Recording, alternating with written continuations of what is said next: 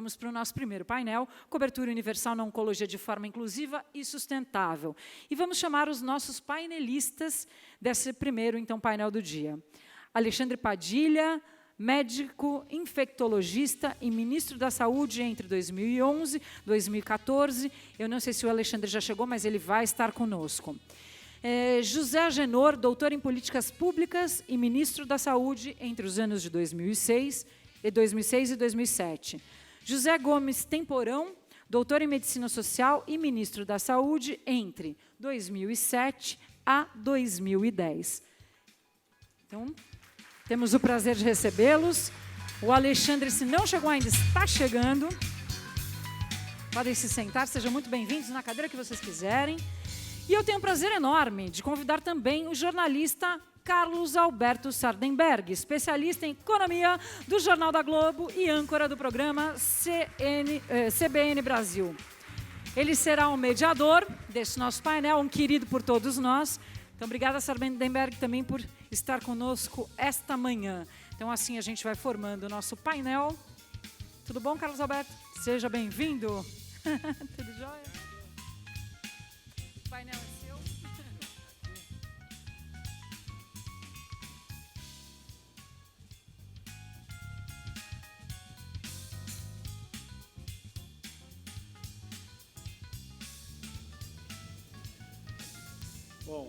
Bom dia a todos, bom dia, ministros, bom dia a todos aqui. Muito obrigado pelo convite para participar deste evento tão importante, tão significativo para toda uma comunidade.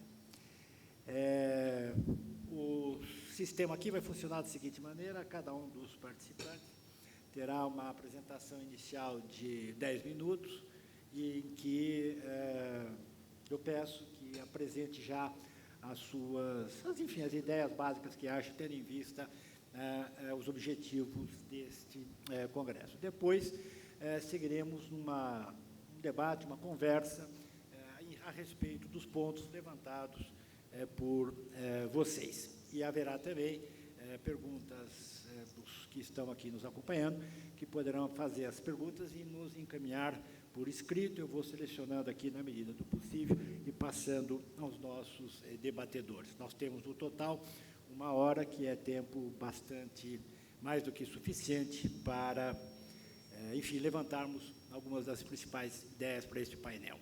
Eu só vou começar colocando um tema que é bem ligado à área que eu mais trabalho, que é a área de economia e economia política, e que é um ponto que se resume no seguinte: nós temos hoje, não apenas do setor de saúde, mas em diversos outros setores em que há ação do governo, nós temos uma situação que é a seguinte: uma demanda cada vez maior por recursos e uma limitação na disponibilidade desses recursos. Estou falando dos recursos públicos. Um panorama da situação do setor público no Brasil, quando a gente pega governo federal, governos estaduais e prefeituras, se percebe que há uma situação de aperto, para dizer o mínimo, em diversas cidades, diversas regiões. Há governos estaduais que estão parando de pagar suas contas. Eu acabo de participar, por uma circunstância, feliz coincidência, participei de eventos sobre questão de saúde no Santa Catarina, no Paraná, e há uma reclamação de diversas entidades que os pagamentos regulares não têm sido feitos. As prefeituras não estão conseguindo pagar, os governos estaduais, exemplo do Rio de Janeiro, não têm conseguindo pagar. Então, há um problema que é o seguinte: a demanda por recursos é cada vez maior e os recursos do setor público estão ou são escassos ou são aplicados de uma maneira insuficiente, de uma maneira ineficiente e de uma maneira que não há muito critério mais, né? Critério que eu digo é um orçamento que defina exatamente quais são as prioridades. Nós temos um orçamento que ele é feito mais ou menos automaticamente. Tá.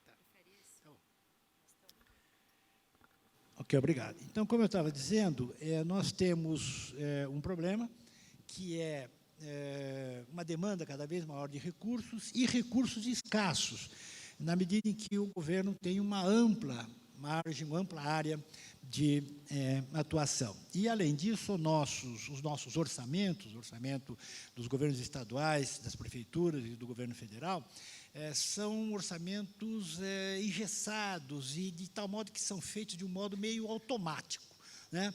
As despesas, os itens estão lá, sobem automaticamente todos os anos, na medida do possível, nem tudo é pago, né? Às vezes o orçamento está lá, ou como dizia um velho político do PSDB, o Zé Maria Alckmin, né, dizia, verba tem, o que falta é dinheiro.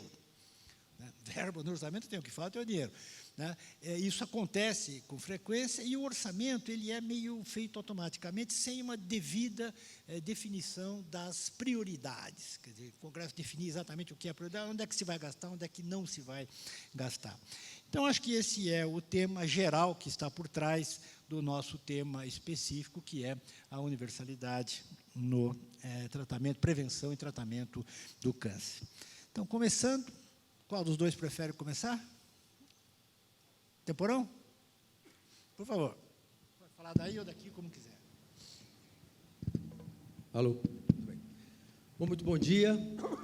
Agradecer aqui esse convite para esse debate, ao lado de um grande amigo de décadas de trabalho na saúde pública brasileira.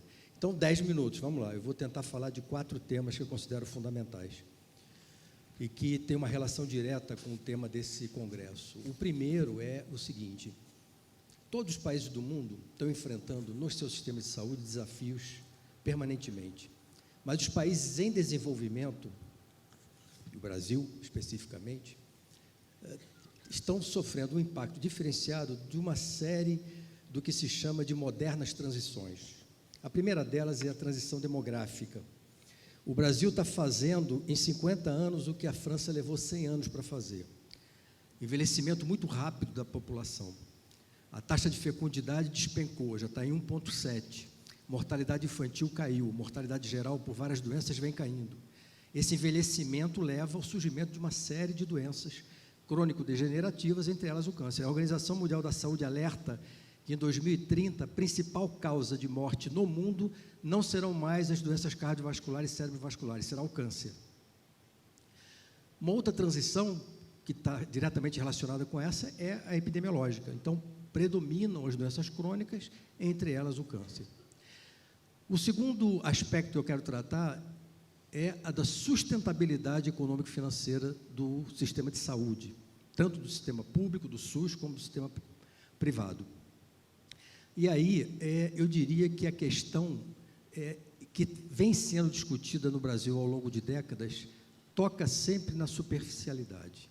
A grande questão da sustentabilidade econômico-financeira do sistema de saúde, eu enfatizaria principalmente do Sistema Único de Saúde, nos termos do que está na Constituição brasileira, tem uma relação direta com a maneira como a riqueza produzida no país é distribuída e alocada nos diversos setores econômicos e sociais. Eu vou dar um número para vocês aqui, estarrecedor, eu duvido que todos conheçam, alguns talvez saibam.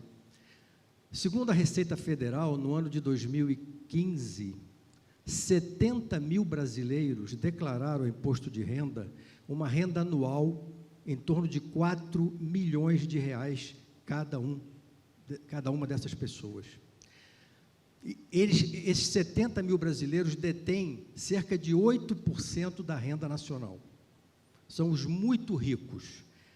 E, pasmem, eles pagaram, em média, de imposto sobre essa renda, 6%, sendo que nós, comuns assalariados e mortais, pagamos 27,5%. Então, sem uma reforma fiscal e tributária para valer, sem repensar a maneira como são alocados os recursos dentro das prioridades nacionais, nós vamos permanentemente voltar aqui e dizer que o Sistema Único de Saúde está subfinanciado, que faltam recursos. E a situação do setor privado não é melhor, não. A Unimed de São Paulo quebrou, a Unimed do Rio está correndo sério risco, tem 1 milhão de vidas, seríssimo risco de entrar em colapso, né? A própria maior prestadora de planos de seguros, a Amil, que foi comprada por uma empresa norte-americana, vem apresentando problemas. Então, nós temos um problema grave, de macrofinanciamento do setor saúde, tanto do Sistema Único de Saúde, como do setor privado. O terceiro tema, que é muito importante, e eu sei que cada um de vocês aqui enfrenta essa questão de maneira dramática, e nós, profissionais de saúde também, é o da sustentabilidade tecnológica. Ou seja, a garantia da saúde de qualidade, da saúde universal para todos, depende do acesso às tecnologias de prevenção, de diagnóstico, de tratamento, de reabilitação, de recuperação, de cuidados paliativos. E essas tecnologias, em grande parte, são desenvolvidas nos países ricos, né?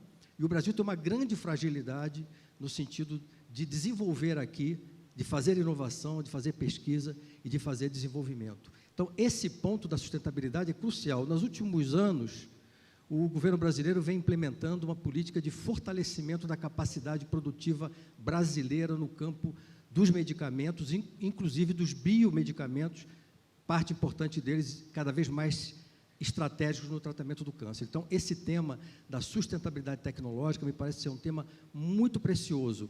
Nós veremos nas próximas décadas a introdução no mercado de tratamentos revolucionários. Teremos condições de ter acesso a esses tratamentos para todos os brasileiros? Essa é a grande questão que está colocada e cujo, digamos assim, fenômeno político-econômico mais evidente é o da judicialização, que pressiona tanto o setor público quanto o setor privado. E o quarto tema é o tema da prevenção, né? E esse é um tema que eu chamaria, ele abriga uma série de contradições muito incômodas e inquietantes, porque todo mundo fala em prevenção.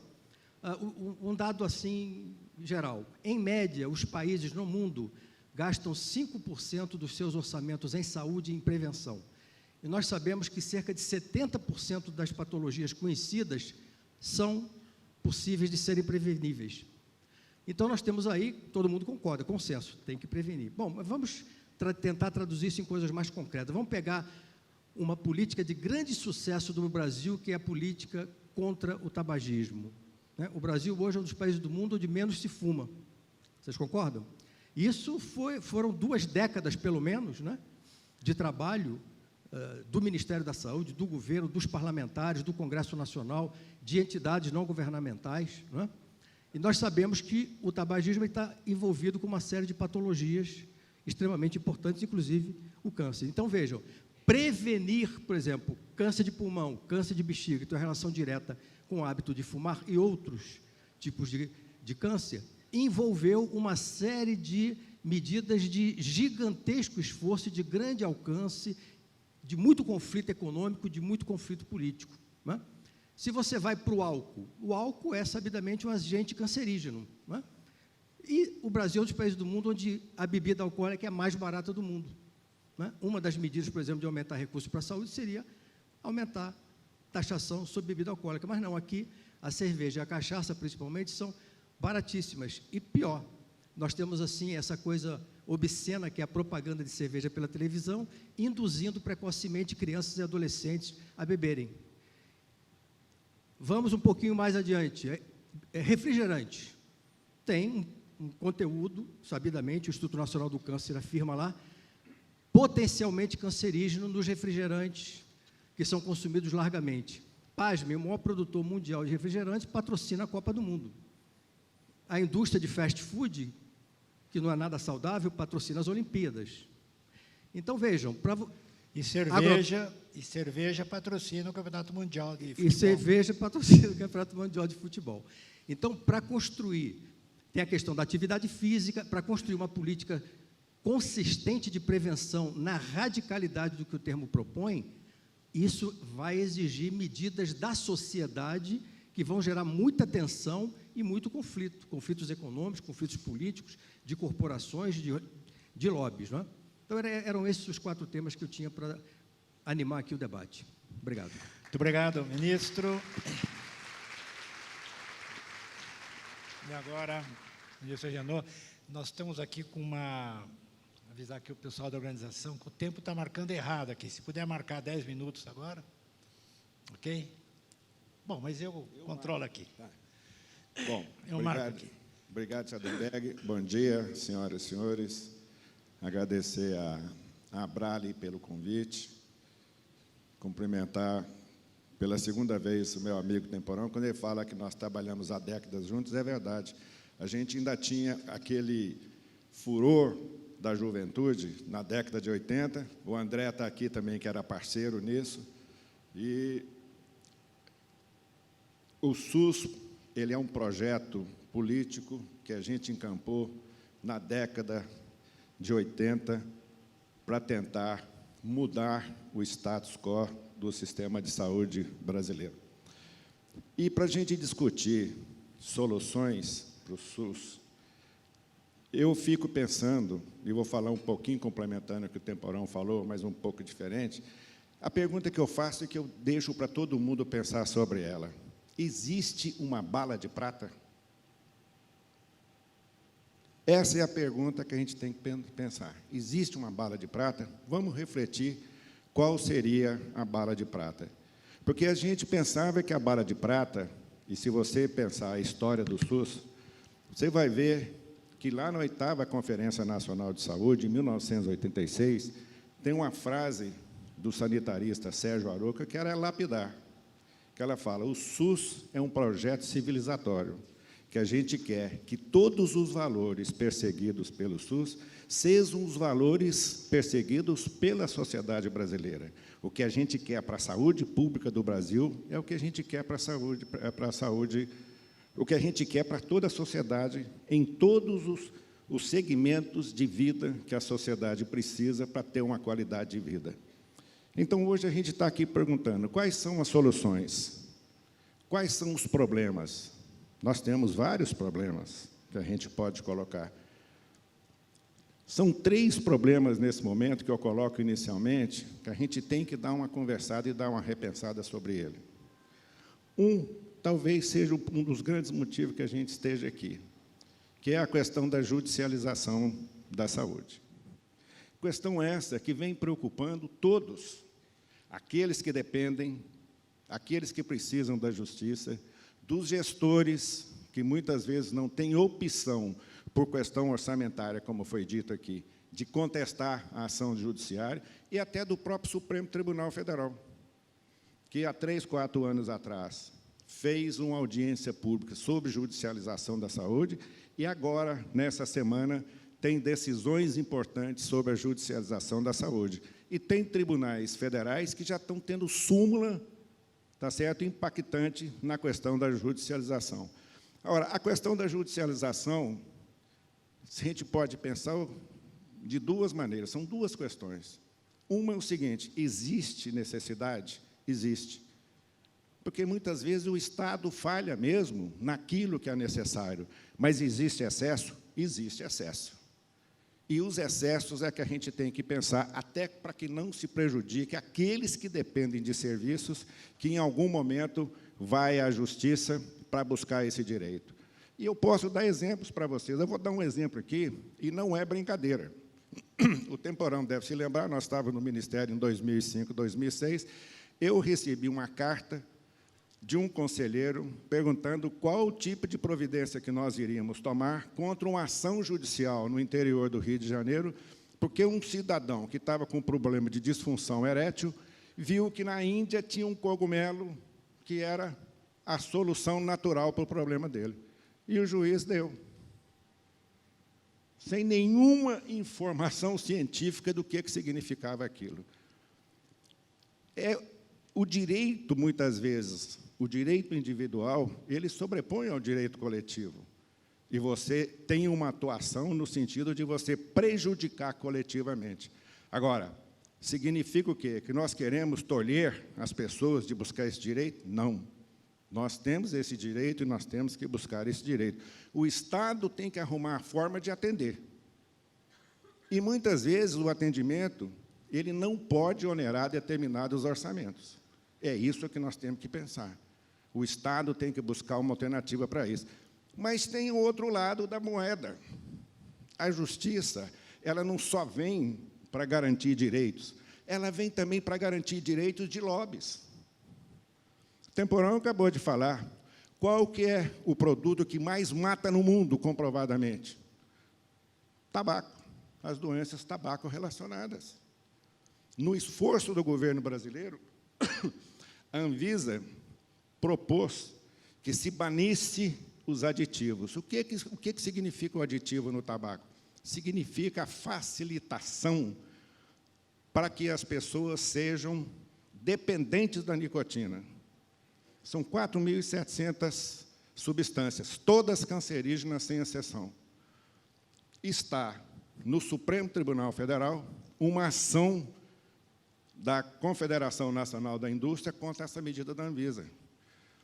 Vou pedir licença à Paula Jones, que está aqui presente, que, numa reunião há um mês atrás, da Associação de Controle do Tabagismo, ela relatou de público que, numa entrevista com o ministro Ricardo Barros, foi informado por ele que a ministra Rosa Weber disse para ele que não colocaria esse tema em discussão no plenário do Supremo Tribunal Federal. Então, nós temos os dois lados. Na medida da proteção à saúde das pessoas, a justiça também não está não está tendo uma conduta esperada. Nós não estamos querendo que se aprove, estamos querendo que se discuta e diga, olha, pode ou não pode ser feito isso. Essa é uma questão. Mas tem duas outras questões que eu acho que a gente precisa estar atentas a ela. Uma questão é o financiamento da saúde, que todo mundo fala, que foi o motivo da fala inicial do Sardenberg, e que a gente coloca tudo assim, olha, o orçamento não dá, o recurso é isso, o recurso é aquilo. Ok. É subfinanciada a saúde no Brasil? É. Isso todo mundo sabe. Não é opinião minha, do Temporão, que fomos gestores, é opinião de quem estuda, que é subfinanciado? É. Primeiro, porque a inflação da área é muito maior que a inflação da economia. Isso ninguém chama. Por essas questões, a incorporação de tecnologia traz essa inflação, muitas vezes. Mas, se você olhar historicamente no Brasil, você vai ver que o comportamento da área econômica do Brasil, dos segmentos que gerem a área econômica, nunca teve um perfil diferente, independente do governo que representava. Na década de 80, tivemos o fim social, que era para quê?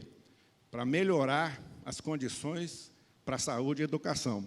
O primeiro orçamento que foi feito, o que aconteceu? Substituição de fonte. Entrou o fim social, saiu recursos do orçamento fiscal. CPMF, foi a mesma coisa. Quando entrou a CPMF, num debate protagonizado pelo ministro Jatene, o que aconteceu? Entrou a CPMF, mas substituiu fonte, não foi para a saúde. A emenda 29, da mesma forma. Ela foi aprovada, não foi regulamentada. Quem regulamentou foi o Conselho Nacional de Saúde, que não tinha força vinculante, e quando veio a regulamentação, já tinha uma série de questões que estavam colocadas que não teve como ser modificadas. Então, essas questões todas vêm nesse debate para você discutir. E aí eu volto à pergunta, existe uma bala de prata? Pode ser que exista uma bala de prata. É o quê? É exatamente definir o que a gente entende, Sardenberg, por política de Estado e política de governo, que é uma questão que se mistura muito nos debates e, muitas vezes, você defende aquilo que é política de governo e não política de Estado. Daí eu volto à fala do Sérgio Aroca. O que nós queremos para a saúde pública brasileira? Para todos.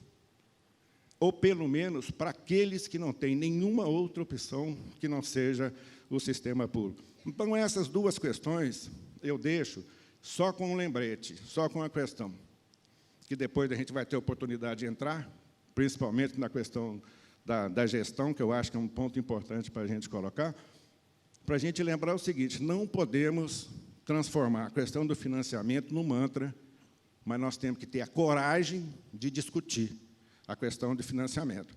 Temos que ter a coragem de discutir a política alocativa do governo e temos que ter a coragem, principalmente, de discutir quais são os passos que nós temos que dar e quais são as responsabilidades de todos, as responsabilidades sociais. Quando eu falo todos, de todos nós que estamos aqui, que muitas vezes nem precisamos do SUS.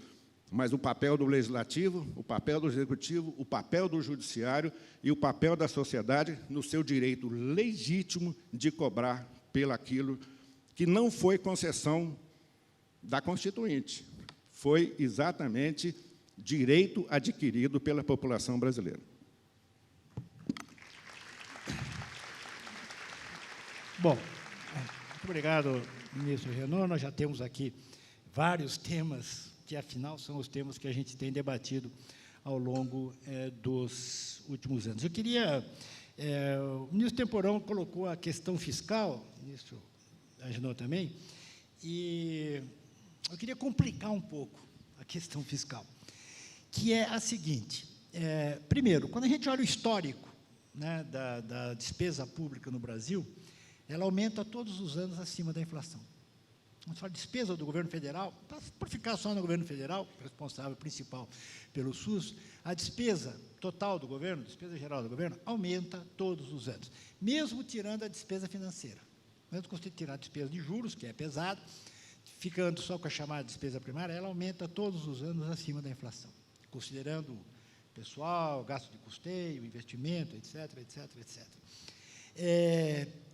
A carga tributária também aumentou. Então, nós pagamos muito impostos.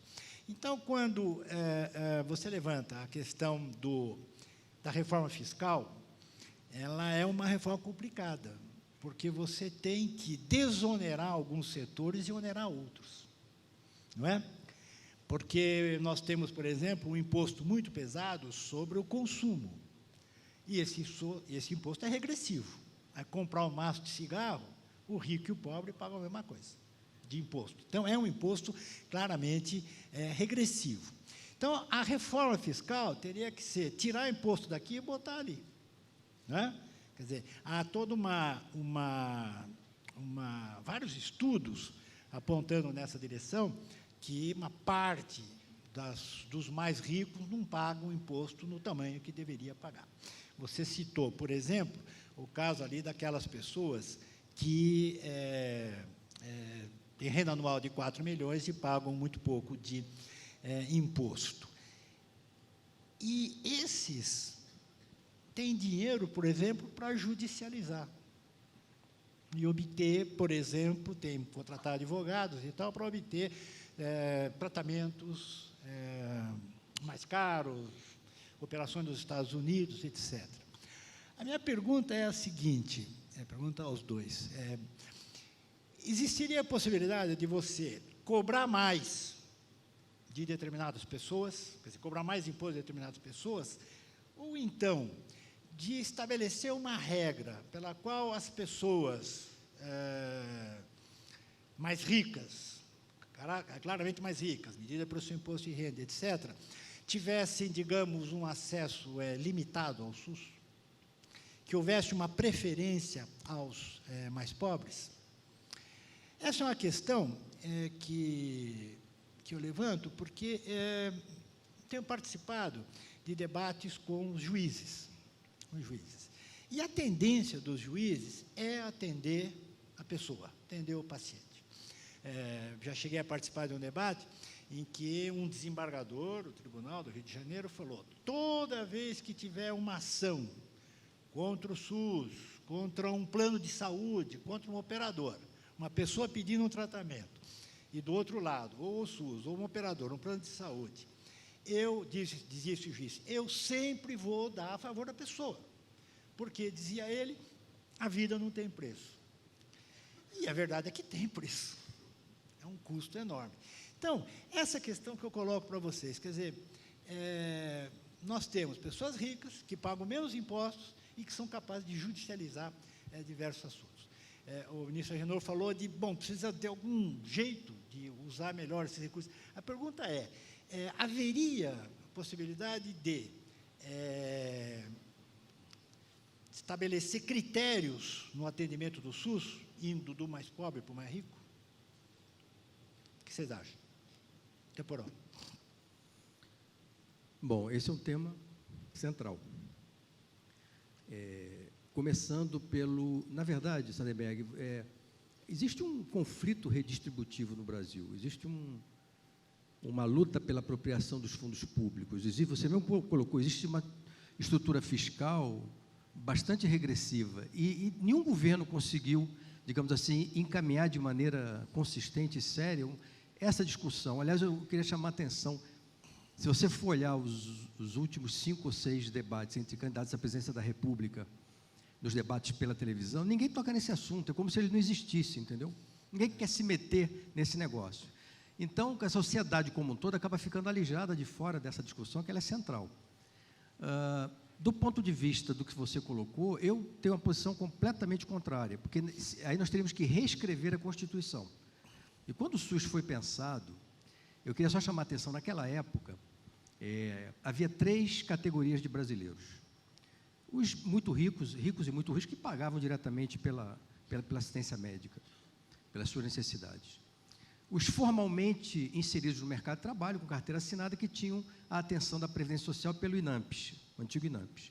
E a grande maioria da população, que era objeto da filantropia e da caridade. Nós não temos... Eu tenho uma estatística incrível que vocês vão o queixo vai cair. Estatística comparando 1980 com 2013, ou seja, pré-SUS, pós-SUS. Em 1980, morreram de doenças, as mais variadas e pelas mais diversas causas, cerca de 400 mil crianças e adolescentes no Brasil, 1980. Em 2013, 150 mil. Uma queda brutal, que expressa o quê? Uma gigantesca ampliação do acesso e da oferta de serviços. Então, a Constituição veio mudar radicalmente isso, e o Brasil se inspirou em quem? Principalmente no modelo dos países desenvolvidos do welfare state, na Inglaterra, no Canadá, que são sistemas de recorte universal. Então, quando você coloca, será que não seria mais inteligente para resolver esse conflito redistributivo, né? Focar nos pobres? Eu diria, nós vamos estar construindo um sistema pobre para os pobres. O SUS não foi concebido como sistema para os pobres, ele foi concebido como sistema para todos. Todos. O que aconteceu nas últimas décadas foi, na verdade, que se construiu 2 segmentos, um que atende 80% da população, que é o SUS, que depende única e exclusivamente dele, e os outros 20% que tem planos de seguros privados. Mas vejam, mesmo esses 20% que tem também vão para o SUS privados, também vão atender no SUS. Vigilância sanitária epidemiológica, atendimento de emergência, SAMU, transplantes de órgãos, medicamentos de alto custo, todos pelo SUS. Então, uma outra coisa que se discute muito por que quem tem mais não pagaria uma coisa diferenciada para ter acesso ou não, não é? Vários países do mundo, o André Messi pode falar até um pouco sobre isso depois, vários países do mundo implantaram alguma forma de copagamento, mas aí é muito mais como um mecanismo de restrição de acesso, entre aspas, desnecessário, ou do que se chama do consumo exagerado de serviços de saúde sem uma necessidade real. Eu não acredito em nenhuma desses mecanismos. Sabe, com toda a franqueza, eu preferia uma séria discussão onde os muito ricos pudessem pagar mais impostos e esses impostos serem alocados especificamente para saúde, educação, ciência e tecnologia. Aí é que está, tem muito gasto do governo que a gente poderia questionar. Por que se aloca aqui e não se joga na área social? Então, acho que é uma discussão importante. A gente não consegue nunca levar essa discussão de maneira séria sempre. Então, aí o que você coloca, nós precisamos de 2 reformas. A reforma na arrecadação, não é? Porque hoje os pobres pagam muito imposto no Brasil, claramente, e uma reforma na distribuição do dinheiro. Uma reforma dentro do setor público, dizer, olha, esse aqui vai receber mais, esse aqui não vai receber, né? Que é um tema que, enfim, é recorrente, mas é um baita de um problema político, né? A disputa pelo orçamento é uma disputa política, né, no essencial. Você me permite fazer mais uma provocação? Diga, mas agora eu queria passar para o... O Agenor vai entrar pesado agora, eu sei. É só uma frase. Vocês que estão aqui, militantes, ONGs, profissionais, especialistas, né? A fragilização do SUS vai agravar dramaticamente a situação do tratamento do acesso ao câncer no Brasil. Ministro Agenor. Eu queria Bom, deixa eu só pegar... acrescentar, além desse ponto levantado por exemplo, eu queria acrescentar outro, que você colocou, que é muito atual, que é o negócio da judicialização. O Supremo vai resolver isso essa semana. Já tem um voto do ministro Marco Aurélio favorável a que...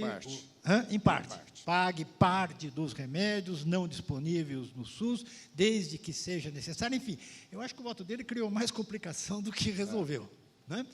E aí você falou em limites à judicialização. Por exemplo...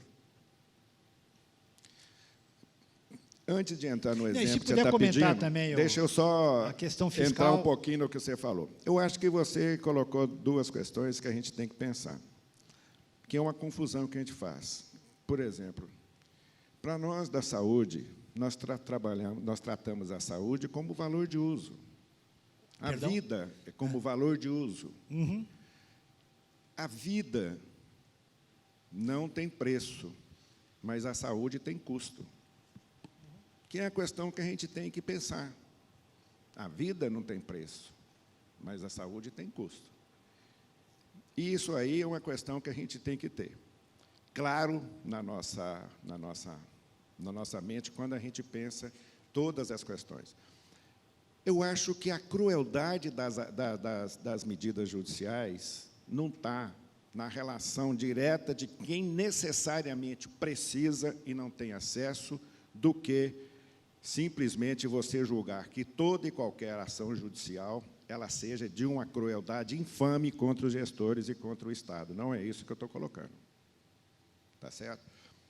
Eu acho que a gente tem direito, a gente não pode tolher as pessoas de buscar os seus direitos na justiça quando ela se coloca prejudicada.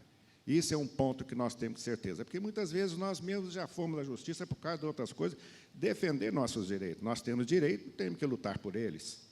A Constituição, como dizia o grande mestre Ulisses Guimarães, foi uma Constituição cidadã que foi realmente para quê? Para você resgatar os direitos que, durante o período da ditadura, você perdeu.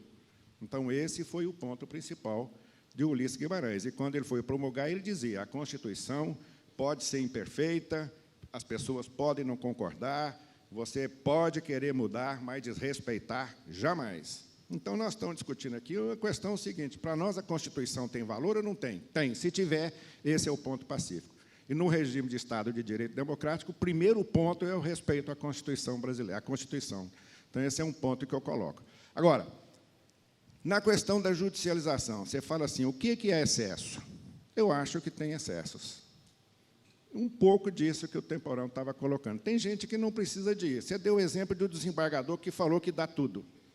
Eu vou te dar o exemplo de uma desembargadora que eu, conversando com ela me relatou um fato vivido por ela, de uma ação judicial que ela pegou, achou estranho e pediu à equipe que fizesse uma investigação. A equipe trouxe o resultado, ela não ficou satisfeita com o resultado e ela mesma pegou o telefone e começou a investigar.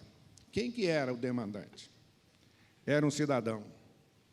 Demandou em Brasília, morava em Goiânia, milionário, mas que em Goiânia não conseguiu, como ele tinha residência também, apartamento, residência em Brasília, ele entrou para Brasília.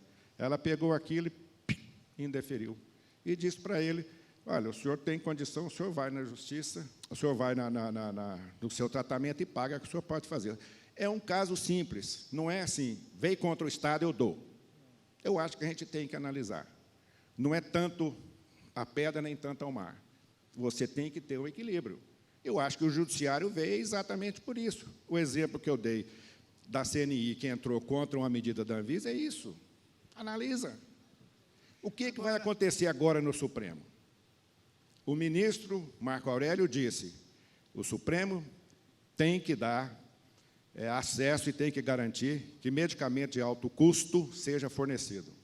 Mas esse medicamento tem que ser registrado na Anvisa. Está lá. Esse é o voto que vai. Essa semana, se não me engano, amanhã, ele vai ser, isso aqui vai no plenário do Supremo. E a gente está vivendo num contexto, porque a gente pensa o seguinte, o Estado pode dar tudo para todos? Os recursos são ilimitados? Não são. Os recursos são limitados. E você trabalha, mesmo que a gente fala, não tem planejamento, não tem isso, nem aquilo, quem vive lá dentro sabe, você tem plano, você tem coisas para você prever o que vai acontecer, você tem planejamento para ver qual é o impacto daquilo no seu orçamento. Agora, tem algumas questões que nós não temos previsão. A ação judicial é uma. O ano passado, o Ministério gastou quase 1,7 bilhão com a ação judicial. Tem 2 ou 3 artigos do Davi Uipa aqui mostrando isso. E são coisas que muitas vezes está na rede do SUS, mas que vai na justiça e ganha um preço maior. Atentando a isso, só de falar para você, nós fizemos uma política muito contestada que chama coeficiente de ajuste de preço. O que é isso? Que toda ação governamental, que toda compra governamental, as indústrias de medicamento têm que dar um desconto baseado no seu preço fábrica, porque o preço do medicamento aqui é muito mais alto, mesmo pareando o dólar, o pessoal vai falar isso aí, muito mais alto do que no mercado internacional. Mas na política fiscal, Sadebeck, tem uma outra questão seguinte, qual que é o grande espaço que tem para crescer aqui? E que parece que é uma preocupação de vários governos e parece que agora também está sendo uma preocupação. A chamada renúncia fiscal. A renúncia fiscal, em todos os segmentos da vida nacional, traz prejuízo de bilhões aos cofres públicos. E quem que é o mais prejudicado aqui? Aquele que mais paga. Quem mais paga é a classe mais fragilizada social e economicamente. E é isso que está acontecendo. Bom, isso volta àquela questão fiscal, que tem renúncia fiscal e, ao mesmo tempo, tem uma carga tributária muito elevada. Teve recentemente um congresso, um congresso promovido pela CEPAL, para discutir saúde e educação. E a recomendação da CEPAL para os países da América Latina, em geral, foi que houvesse um aumento de carga tributária de 2 pontos percentuais do PIB, dinheiro esse que seria inteiramente alocado para saúde e educação. Mas colocaram lá, receita que vale menos para o Brasil, que tem uma carga tributária de 33%, 34% do PIB, enquanto os outros tinham 18%, 20%. Então, se você tem 18%, 20% de carga tributária, se botar mais 2 pontos, é uma proposta razoável. Né? Proposta razoável. No caso do Brasil, não, porque já tem uma carga. Então, o sistema tributário é uma confusão danada, porque você paga muito e o dinheiro se espalha de uma maneira mais complicada. Agora, de todo modo, eu acho que é um ponto que é o seguinte, que eu queria insistir nesse ponto. Há restrição de receita, claramente. Quer dizer, a receita não é infinita. Né? Como diz toda a teoria econômica, o grande problema, inclusive ela é chamada de a ciência desanimadora e tal, porque ela está dizendo o tempo todo que tem restrição. Né? Você não pode ter... Se tem restrição de receita, tem que ter restrição de gasto. Certo? Quer dizer, se a receita não é infinita, o gasto também tem que ser limitado. Para limitar o gasto, tem que ter critérios. Então, por exemplo, se o Supremo decidir, como você falou, que só pagará remédio de alto custo se tiver registrado na Anvisa, eu aposto que não vai resolver o problema. Não posso que não vai resolver o problema. Por quê? Porque a pessoa que vai precisar de um remédio que não está registrado na Anvisa, ele vai dizer, bom, a responsabilidade é da Anvisa. Né? Como vai, tudo bem? Como todos sabem, ministro Padilha. Não é? Então, vai voltar. Em outras palavras, a questão se a receita é limitada, tem que haver restrição no gasto. Que tipo de restrição pode haver?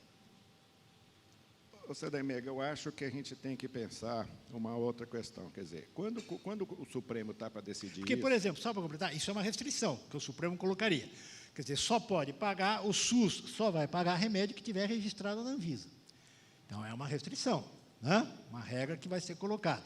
Você sabe por quê? Eu vou te dizer uma questão. Por que grande parte dos medicamentos, principalmente de alto custo, não tem registro na Anvisa? Pensem por isso. Por quê?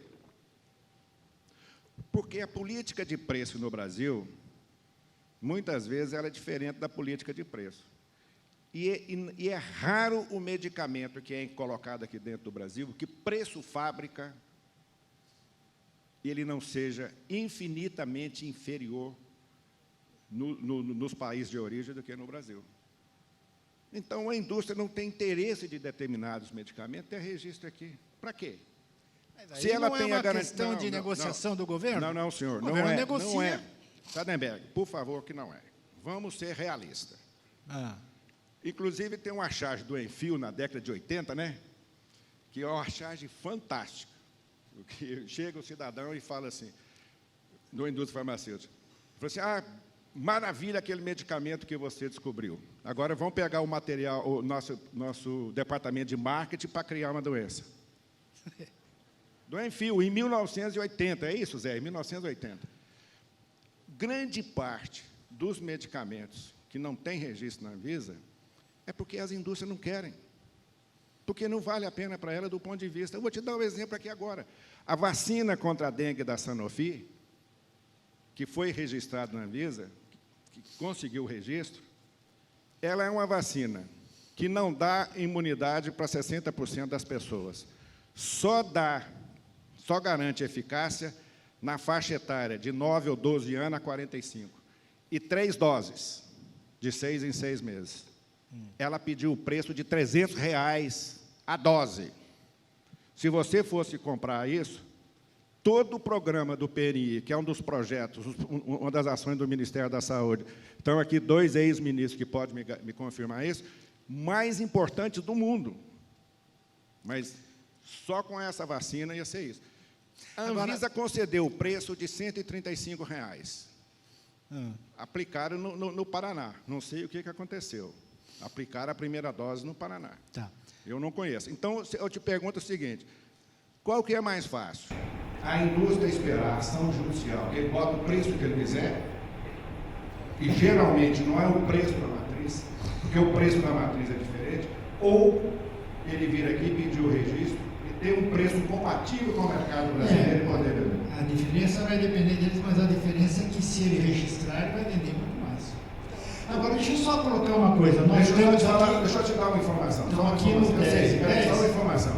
Que quando você concede o registro na Anvisa, você tem um registro do medicamento e tem a análise do preço que a Anvisa autoriza a empresa a vender. Não é o preço dela, não. Sim, eu sei. Mas o que eu estava dizendo é que o governo tem um poder de negociação muito grande. Mas, ministro Padilha, chegou agora, o senhor tem direito aos seus 10 minutos regulamentares. Adianto que já falamos de reforma fiscal, enfim, vários assuntos, mas queria o seu comentário, e especialmente, por exemplo, um tema que se tratou lá na sua gestão, que é negociação de preço. Muito obrigado, Sardenberg. Bom dia a todas, bom dia a todos. Alegria poder encontrar aqui meus colegas do Ministério do Programa Agenor, parabenizar a produção do evento, pedir desculpas, viu, Sardenberg, a todos. O secretário municipal de saúde tem imprevistos, né, que ex-ministro não tem. Então, como ex-ministro, mas secretário municipal de saúde, antes de poder chegar aqui, tive que enfrentar outros problemas. Mas não vou usar 10 minutos, vou usar... O que é mais difícil, ser ministro ou secretário? As duas coisas são difíceis, mas também as duas coisas são prazerosas, no sentido de desafio. Quem gosta da saúde, quem é profissional de saúde, as duas coisas. Estão duas dimensões diferentes, né? Vocês estão um bom exemplo aí, Sardenberg. Quando é ministro, você, e a gente fez muito isso na época do Ministério, você consegue construir políticas para estimular a inovação tecnológica, estimular a inovação de produtos e medicamentos para o câncer, estimular a inovação de vacinas que possam prevenir o câncer, como por exemplo a HPV, incorporar essas vacinas e com isso dar um grande impacto para melhorar a vida das pessoas. Mas quando você é secretário, você tem que garantir que isso chegue lá na unidade básica de saúde, lá em Sapopemba, lá em Capão Redondo, né? No caso da cidade de São Paulo, são 453 unidades básicas de saúde, 6 milhões de pessoas pegam medicamento de graça nas nossas unidades básicas de saúde por ano, esse ano serão 9 milhões. Né? Então, não vou falar os 10 minutos, eu quero falar sobre 2 pontos que eu acho que são fundamentais. O primeiro a importância da gente construir culturalmente, mobilizar a sociedade politicamente, envolver os gestores, as instituições formadoras dos profissionais, o conceito de que saúde não é doença. Enquanto a gente for construir o tempo todo que saúde é doença, E a gente vai ter o Ministério da Doença, a Secretaria Estadual da Doença, a Secretaria Municipal de Saúde da Doença, as políticas da doença, organizações governamentais da doença. Nós vamos continuar alimentando uma espiral que é absolutamente insustentável. Todas as senhoras e senhores que estão aqui sabem que em 2030 o câncer vai ser a principal causa de morte do nosso país. Deve aumentar em 50% o número de mortes por câncer. Deve aumentar em 70% no mundo. Nos países em desenvolvimento, o câncer como principal causa de morte no país. Enquanto a gente ficar preocupado, né, ou voltando as nossas energias apenas para o desfecho final, né, e não reforçar cada vez mais o conceito de promoção à saúde, de prevenção, cada criança que a gente cuida, que a gente salva em relação ao câncer, tem que ser um motivo para a gente reforçar o nosso envolvimento em cuidar daquela criança, mas reforçar e multiplicar as ações de prevenção e promoção para que outras crianças não fiquem com câncer. A cada adulto, a cada idoso que a gente salva e cuida do câncer, tem que ser motivação e energia para emitir para a sociedade, né, uma informação, uma comunicação, um diálogo e mobilização para que a gente possa evitar o câncer. Às vezes eu vejo muito debate sobre medicamento, sobre o exame, sobre o tratamento e pouco sobre a prevenção e sobre a promoção à saúde. A gente precisa se conscientizar. Se a gente não falar mais sobre promoção, sobre prevenção, sobre saúde e sobre menos doença, nós vamos continuar convivendo numa espiral que é interminável.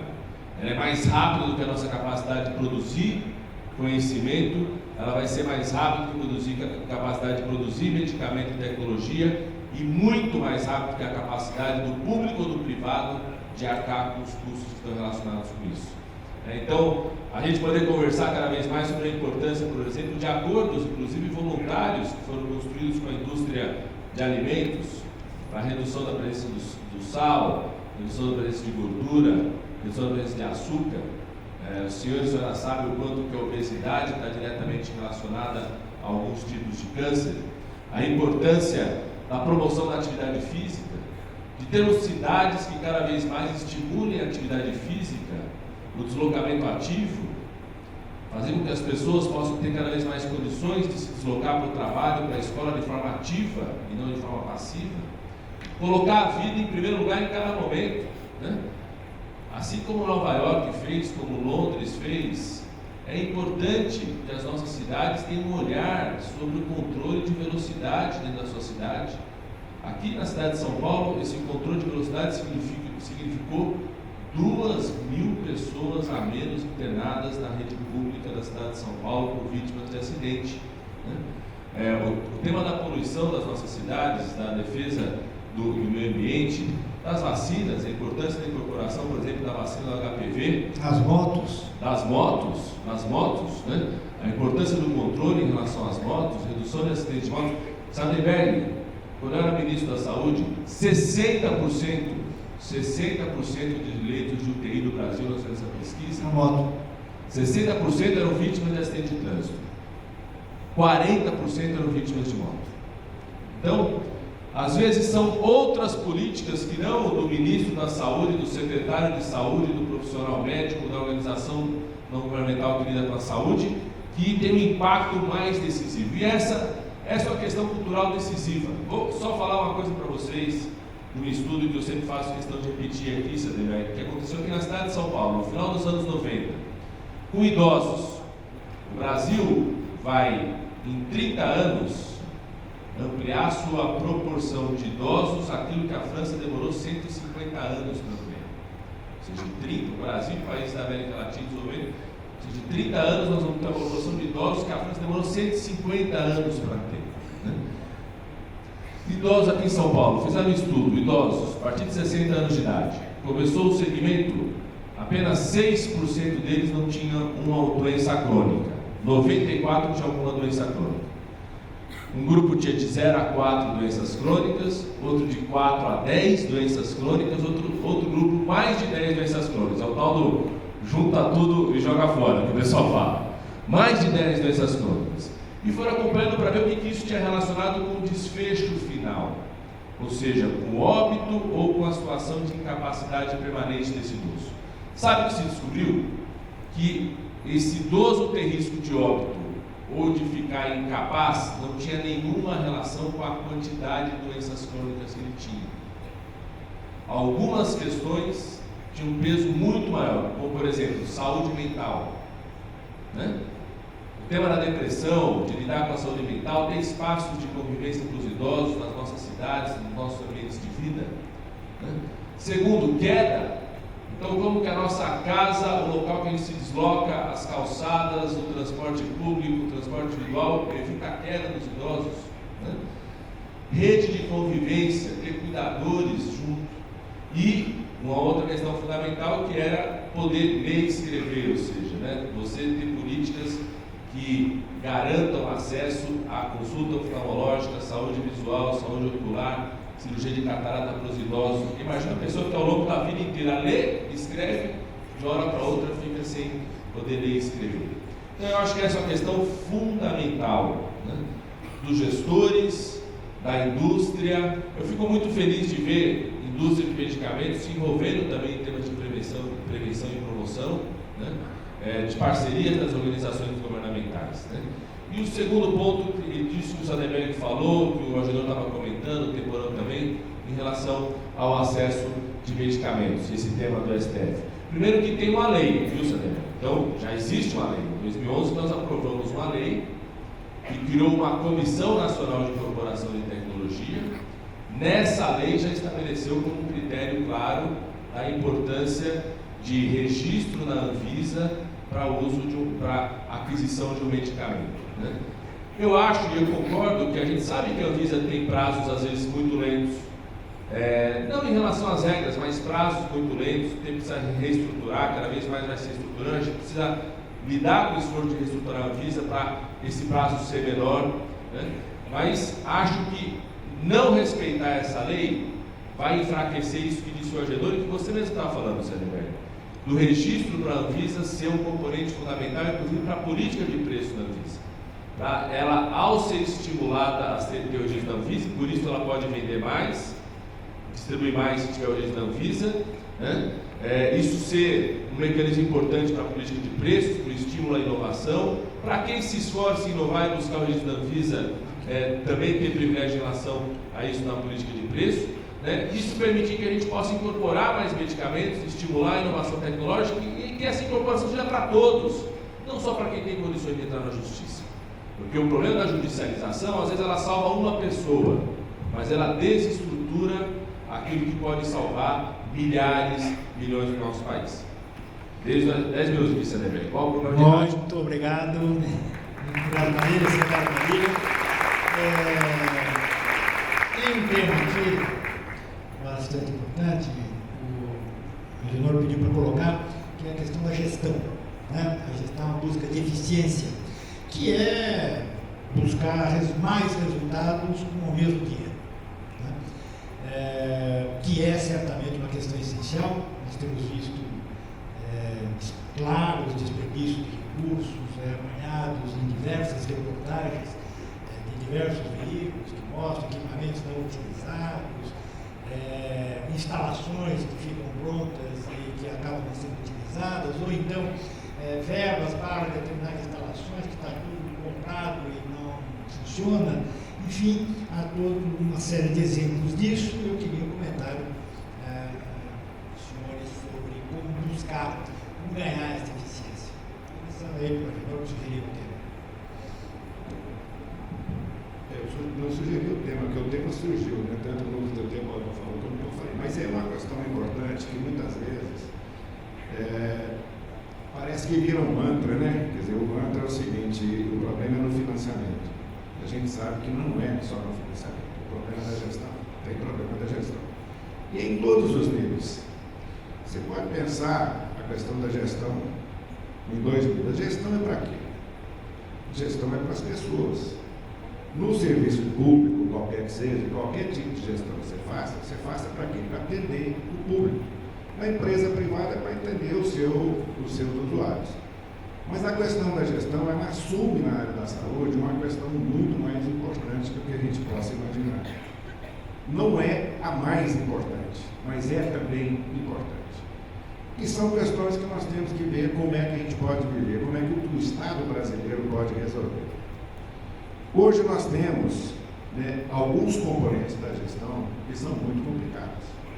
Por exemplo, nós não podemos supor que vou dar um exemplo aqui de São Paulo, que o Hospital das Clínicas de São Paulo, na sua gestão administrativa, esteja alguém que não conheça de gestão hospitalar e que não conheça de gestão do ponto de vista, digamos assim, teórico mesmo, que não conheça a gestão, que não conheça a administração. E o que a gente vê muitas vezes não é isso. Você não pode pensar que dentro de uma unidade de saúde, a gestão dos serviços de saúde, ela possa ser exercitada por quem? Por pessoas que não conheçam os serviços de saúde. Não tem como você falar isso. E muitas vezes o que a gente vê? Que nos cargos de gestão você tem clientelismo político e muitas vezes moeda de troca, de apoio político.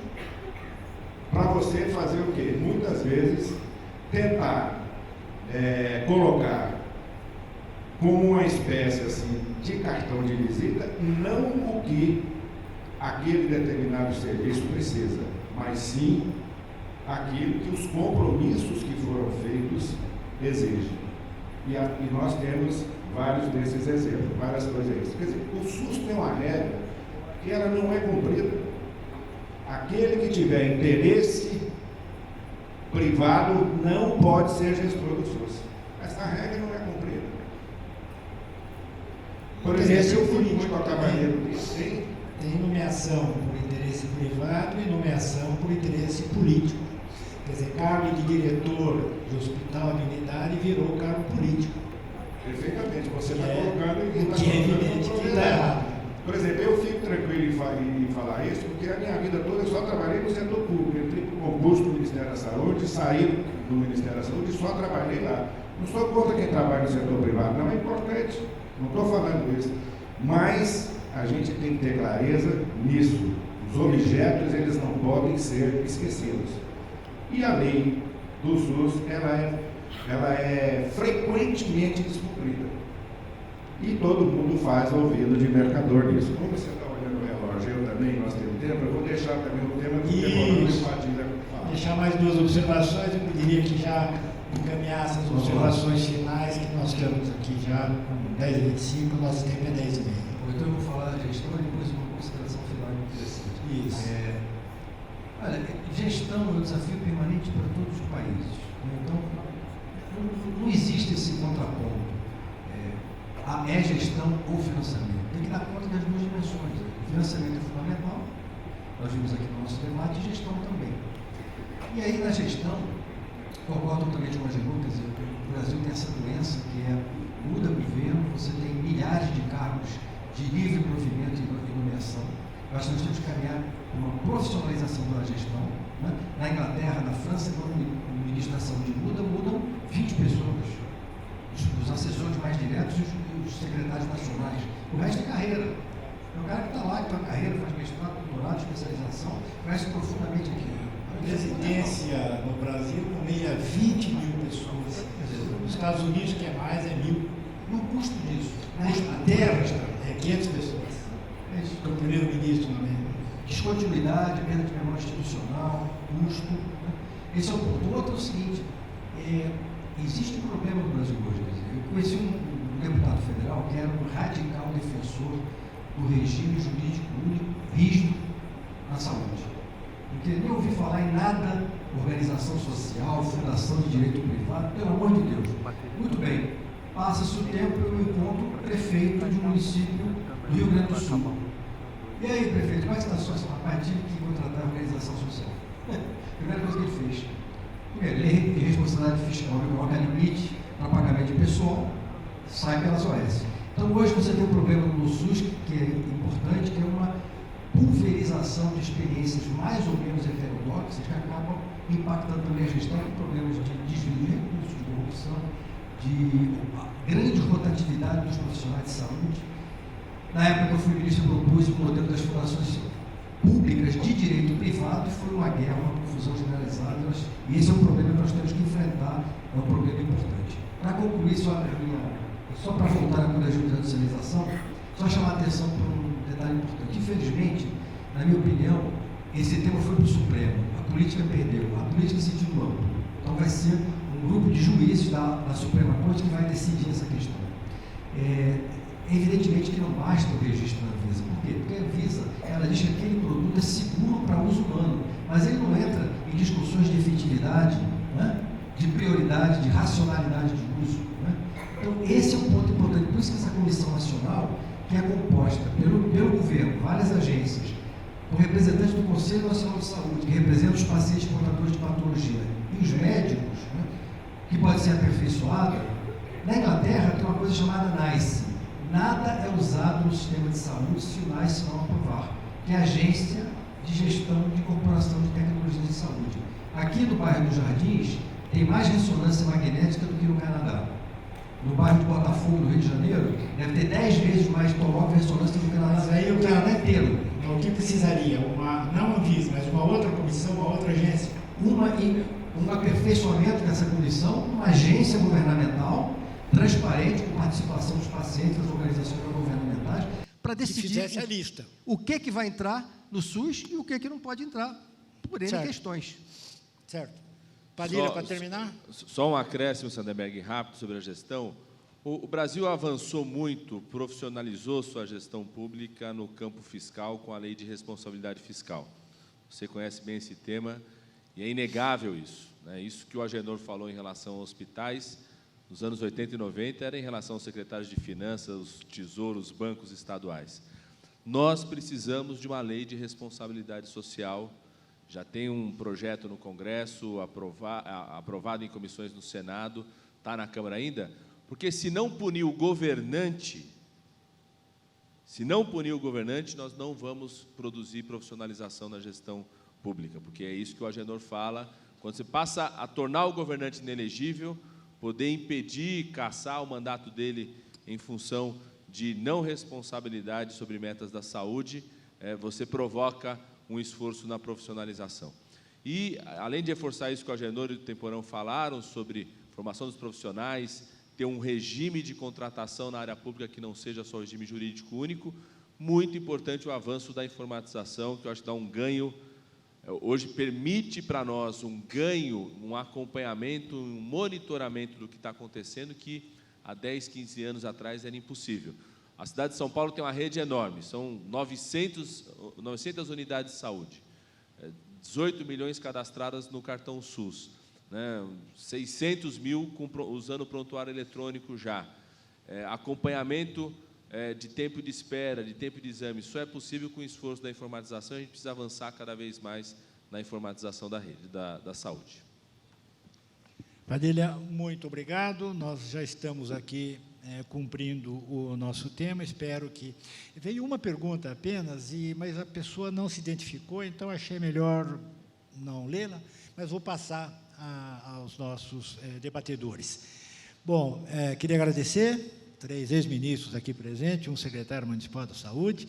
Muito obrigado a todos pela participação, pelo fato de, enfim, comungarem aqui das suas experiências no setor tão complicado como esse, tão difícil como esse. Eu acho que, se posso fazer uma conclusão, é que nós, pelos comentários de vários, seria preciso, não só no caso dos remédios, quer dizer, ter uma regra mais clara sobre a utilização, como ter regras gerais mais amplas e bem definidas na lei, de modo a evitar essa judicialização, que eu diria uma judicialização selvagem, né? Porque pede-se qualquer coisa, né?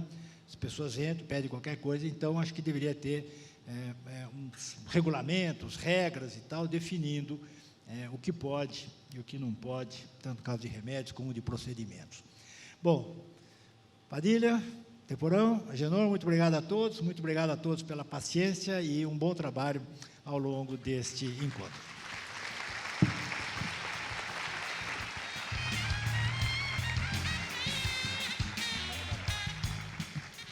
Muito obrigada a todos. Ministros, por gentileza, eu vou pedir para vocês esperarem só mais um minutinho, porque a gente tem uma pergunta que chegou para vocês.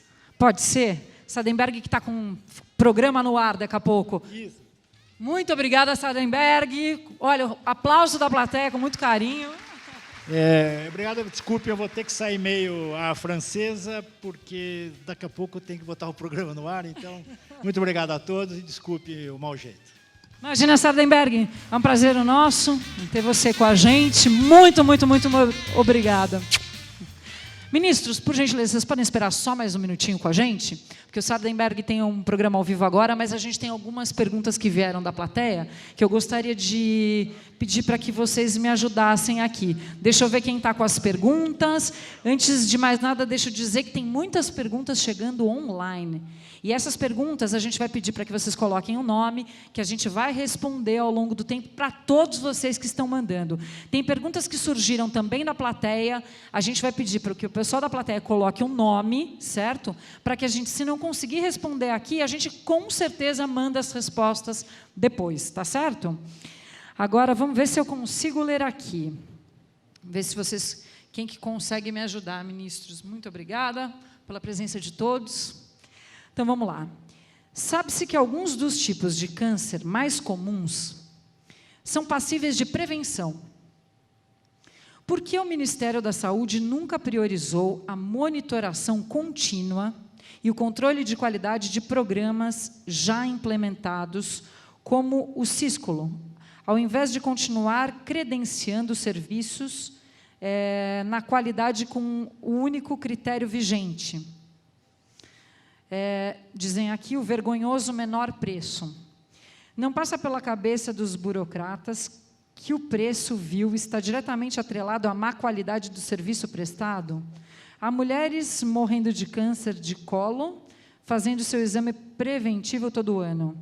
Esse leilão de preços não favorece a saúde, apenas o comércio da medicina de má qualidade. É preciso pensar no bom uso dos recursos. É uma pergunta bem dura, hein? Nossa, nossa, nossa. Foi você que fez? Como é seu nome, minha querida? Luciana, quer pegar a sua pergunta? Falei certinho o que você perguntou? O nome do programa não é Sísculo, é Ciscolo. Eu estou falando do câncer de colo do útero. Obrigada, Luciana. Muito bem. Quem vai responder esta pergunta? Tchan, tchan. Vocês têm microfone todos? Então tá bom. Acho que eu posso responder tranquilamente. O que eu entendi da sua pergunta, Luciana, você está questionando que muitas vezes o município, então não é tanto o Ministério da Saúde, aliás, não tem relação direta com o Ministério, que o município, quando ele vai contratar um laboratório, é isso que eu estou entendendo, se ele vai contratar um laboratório que faz o exame diagnóstico, laboratorial, de Papa Nicolau, ele tem que fazer uma licitação, né? E nessa licitação, a regra, a lei de licitação exige que realmente se contrate pelo menor preço. Essa é uma lei que, inclusive, contribui também para combate a qualquer tipo de corrupção e desperdício, né? Junto com isso, é muito importante ter o que você falou, um exercício de controle de qualidade desses exames que são realizados, né? Por exemplo, quando eu fui ministro da Saúde, né, a partir de 2011, a gente monitorava uma coisa, por exemplo, a gente conseguia pegar os dados que os municípios colocavam no Siscolon, que é um sistema nacional, né, não é um programa, é um sistema de informação onde as pessoas colocam essa informação, e a gente percebia ali vários dados que chegavam de municípios da pessoa colher o exame, mas não ter o retorno, né? A gente tem uma situação que é muito grave ainda, né, no Brasil como um todo. Às vezes a unidade de saúde vai lá, colhe o exame, mas não registra o retorno no sistema, né? Não tem esse retorno em relação ao sistema. Então, esse era um parâmetro de qualidade para acompanhamento. O segundo, a taxa de cobertura das mulheres, também, que é um outro parâmetro bastante importante de acompanhamento da realização dos exames, está conseguindo fazer o rastreamento ou não, né? Eu concordo com o que você fala, que precisa ter um esforço permanente de garantia de qualidade desse serviço lá na ponta, mas não é o Ministério da Saúde que ele nem tem responsabilidade, nem consegue ele fazer esse acompanhamento. Aqui na cidade de São Paulo, por exemplo, uma parte dos exames de Papa Nicolau são feitos por laboratórios diretos da prefeitura, porque tinha estrutura de laboratórios diretos, e uma parte grande é contratada, feita uma licitação. nessa licitação a gente impõe parâmetros de qualidade, né? Não só da qualidade do serviço, o laboratório tem que ter os seus POPs, né? Os seus procedimentos operacionais padrão, se tiver acreditação, ganhar pontos no processo da licitação, é feito um painel de retorno desses resultados, né? O que faz, inclusive, que a gente possa ter um parâmetro de qualidade importante. Acho que está correta a sua preocupação da gente ter mais cobertura em relação ao Papa Nicolau, retorno rápido do exame e qualidade do exame que é realizado. Só não pode cobrar lá do Ministério, porque essa é uma coisa feita em cada município, é impossível o Ministério acompanhar isso, tem que ter uma cobrança forte das secretarias estaduais, porque as secretarias estaduais têm um papel decisivo. Quando a gente fez esse programa, por exemplo, eu lembro de algumas secretarias estaduais assumiram um grande compromisso. Rio de Janeiro tinha uma péssima cobertura, a Secretaria Estadual do Rio de Janeiro assumiu de reforçar o papel e acompanhar os municípios. Pernambuco era uma cobertura muito baixa, melhorou muito em função do acompanhamento que fizeram, o Ceará também, mas a gente precisa melhorar cada vez mais a qualidade. E outra coisa tão importante que me preocupa, que é a vacina do HPV. Eu era ministro quando a gente fez todo o processo de incorporação da vacina do HPV, todo o debate, incorporação tecnológica, foi não só uma ampliação importante no acesso às nossas, sobretudo as meninas, pré-adolescentes, adolescentes, futuras mulheres, num método importante de prevenção, mas também um passo importante de tecnologia. O Instituto Butantan hoje só consegue fazer um ensaio de produção para a vacina da dengue, porque quando nós incorporamos a vacina do HPV, isso foi uma parceria público-privada que desenvolveu o Butantan, inclusive, para poder produzir, ampliar sua produção e a qualidade de produção de outras vacinas, né? Então, foi uma política importante de incorporação tecnológica e me preocupa, esse sábado teve a campanha de vacinação e de atualização vacinal, que a nossa cobertura da primeira dose está boa, mas da segunda dose ainda está muito baixa, né? Inclusive, eu conversando com os profissionais de saúde nesse sábado, o que está acontecendo, né? E todo mundo fala que a gente pega os dados, é muito claro isso. O começo da campanha foi muito boa a adesão, depois a segunda dose muito bom, aí aconteceu aqui em São Paulo, mas que repercutiu no Brasil inteiro, caso de 3 adolescentes numa cidade aqui do litoral, Bertioga, que as 3 tiveram, depois da vacina, uma situação que elas ficaram sem conseguir mexer a perna, as 3 foram internadas, as 3 ao mesmo tempo, né?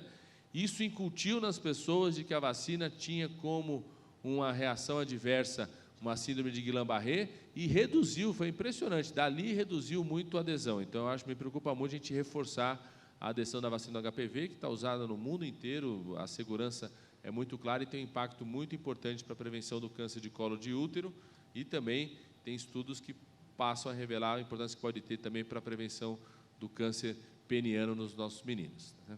Obrigada, Padilha. Posso passar para a próxima, gente? Porque nós temos mais 4 minutinhos, 5 minutinhos para perguntas. Para a plateia, quem tiver perguntas, a gente vai pedir para que vocês levantem a mão, o pessoal está circulando para recolher, vocês colocam o nome e o e-mail, e a gente vai mandar as respostas depois. Vamos ver o que a gente consegue fazer com as que eu tenho nas mãos, tá? Se vocês puderem ser breves, infelizmente, como a gente estava comentando, superficiais pelo tempo, mas assim a gente responde, certo? Então, existe aqui mais uma, olha. Existe um modelo de sistema de saúde em qual podemos nos espelhar para fazer a conta do SUS fechar? Quem gostaria de responder? Muito bem. Bom, eu já falei, nós nos inspiramos na experiência inglesa, na experiência do Canadá. Essa coisa da conta do SUS fechar, vocês sabem que do total do gasto em saúde no Brasil, a maioria do gasto é privada. 52% do gasto total de saúde no Brasil é desembolso direto das famílias, pagamento direto das famílias e das empresas, principalmente das famílias. E 48% é gasto público. Nos países de sistema universal, como a Inglaterra, a participação do gasto público no gasto total está acima de 80%. Então, o problema nosso aqui é, além de termos que ampliar o gasto em saúde, é principalmente ampliar o gasto público em saúde, desonerando o gasto das famílias. E, para isso, você precisa de mais recursos públicos, não é? Então, eu acho que eu continuo defendendo, quer dizer, eu colocaria como contraponto, o que nós não devemos querer no Brasil é seguir o modelo americano, não é? Os Estados Unidos gastam 20% do PIB em saúde, a Inglaterra gasta 9%. Compara os indicadores de saúde, é uma surra. é 10-0 Inglaterra em cima dos Estados Unidos. Porque a racionalidade do modelo é completamente diferente. Né? Então, o nosso programa de saúde da família cobre 100 milhões de brasileiros. Ele tem que cobrir 200 milhões de brasileiros. Temos que ter um médico, uma porta de entrada, uma racionalidade, mudar o modelo assistencial. Então, isso tudo está interligado. Muito obrigada. O Agenor vai... Não, eu só queria falar rapidamente, porque nós só temos 1 minuto e 10 segundos para encerrar. A Luciana, a pergunta que ela traz é muito importante, o Padilha deu as explicações, mas eu queria só salientar o seguinte: num sistema como o nosso sistema, onde as responsabilidades são compartilhadas entre União, Estados e municípios, qualquer política, para ela ter sucesso, ela precisa de ter adesão total de todos os 3 níveis. E o sistema de informação, eles têm que realmente capturar as informações de tal modo que ele seja capaz de fomentar qualquer mudança que possa haver nos 3 níveis de governo. Tá certo? Então, acho que isso é que é importante. E no nosso sistema de saúde, infelizmente, muitas das informações que nós temos são subnotificações, muitas das vezes nós não conseguimos capturar essas informações por várias questões. O gestor local, porque acha que se ele informar uma coisa que está fora do desvio padrão, é dado como incompetência dele. Então, acho que sim, nós temos que aperfeiçoar, e eu acho que a gente tem que ter essa adesão de todos os níveis para melhorar.